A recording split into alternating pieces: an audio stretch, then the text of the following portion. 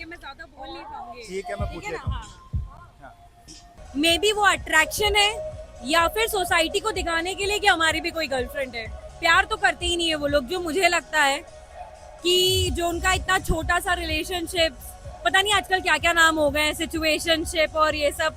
मैं तो सुन के ही हैरान हो जाती हूँ इंस्टा के रील से कि इतने तरह के रिलेशनशिप भी होते हैं।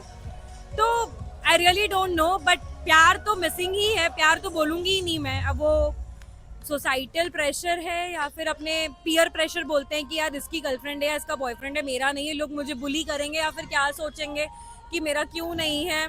या मे बी जो बोलते हैं फ्रेंड्स फॉर बेनिफिट्स, आजकल ये भी कुछ नया चल रहा है बाबा।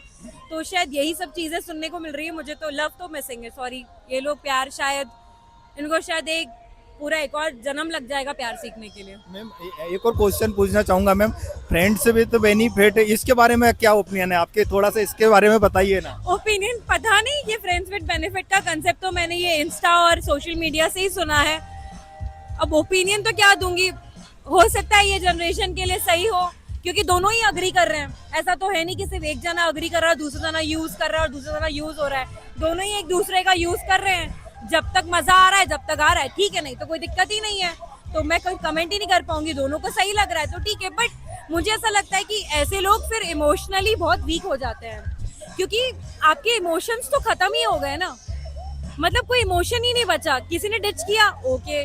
किसी ने बोल दिया कल से नहीं बात करेंगे, ओके। आपको किसी चीज का इमोशन का फीलिंग ही नहीं है। तो मुझे नहीं लगता फ्रेंड्स विद बेनिफिट सही होना चाहिए आगे वाली जनरेशन के लिए।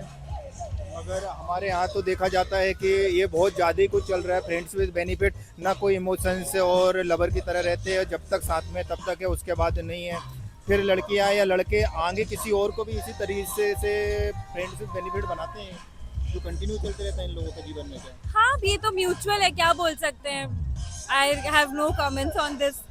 सही तो नहीं है, बट ठीक है, अगर ये जनरेशन ने अडॉप्ट कर लिया है तो मे बी धीरे धीरे उनको पता लगेगा कि इसका नुकसान क्या है। नुकसान तो बहुत है इसका, बाकी दूर से दिखता है, उन लोगों को नहीं दिखे मगर दिखता है हम लोगों को दूर से कि नुकसान क्या है। उसी के कारण डिवोर्स केसेस भी तो बढ़ ही रहे हैं ना। आज आप देखोगे, अगर डिवोर्स रेशियो जो है डे बाय डे बढ़ते जा रहा है, मैं ये नहीं बोल रही हूँ, मिलियनल्स में भी ये सिचुएशन बहुत अलग हो चुकी है। आजकल 20-20 इयर्स के रिलेशनशिप भी टूट रहे हैं।